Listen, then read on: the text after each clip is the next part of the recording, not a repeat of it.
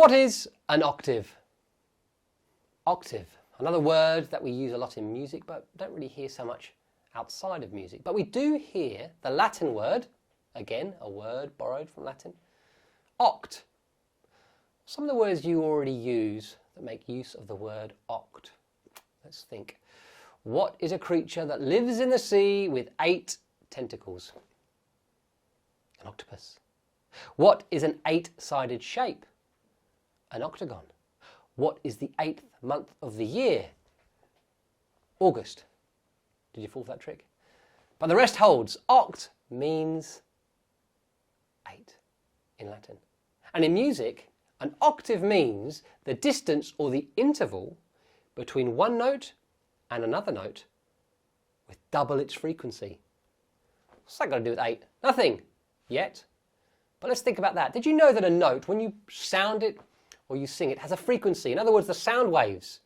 If you were to see them on a dial, you'd see sound waves.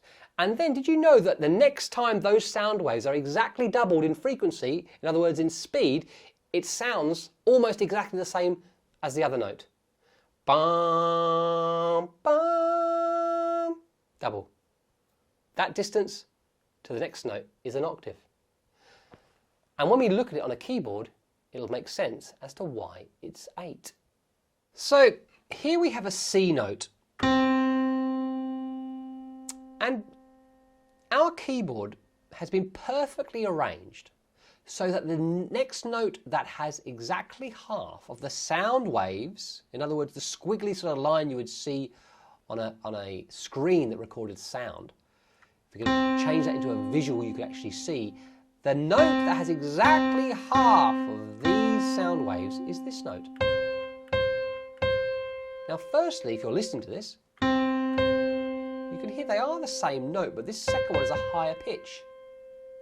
And if you're looking here on the video and you see the keyboard in front of you, you'll see they look the same too. They're a white note right next to 2 black notes. A white note next to 2 black notes. This is a C, and this is a C. But they're not exactly the same C because they sound slightly different. Not as different as this. They're very different notes. But here, it's the same note, but the pitch is higher on this second one because it's got double the amount of sound waves, exactly double to this. And that is called an octave. Now before we worry about why 8's got to do, well, what 8's got to do with anything, let's have a look at this one down here. Because you can see on this keyboard, well, here's another C. And this is even lower than our first note. It's an octave lower. This has half the amount of sound waves, or rather, sorry, half the frequency, how quickly they come across your screen. This is half as low as this one. So it sounds lower, 1 octave lower. This is double as fast, so it's an octave higher. Now, we have made this keyboard to fit those rules. Yeah? So this keyboard was originally formed, and if we were to count the notes between this C and this C, we'll see, well, let's see how many notes there are. 1, 2, 3, 4, 5, 6, 7, 8. 8 notes gets us from this C to this C. From this C to 1 octave, 8 higher.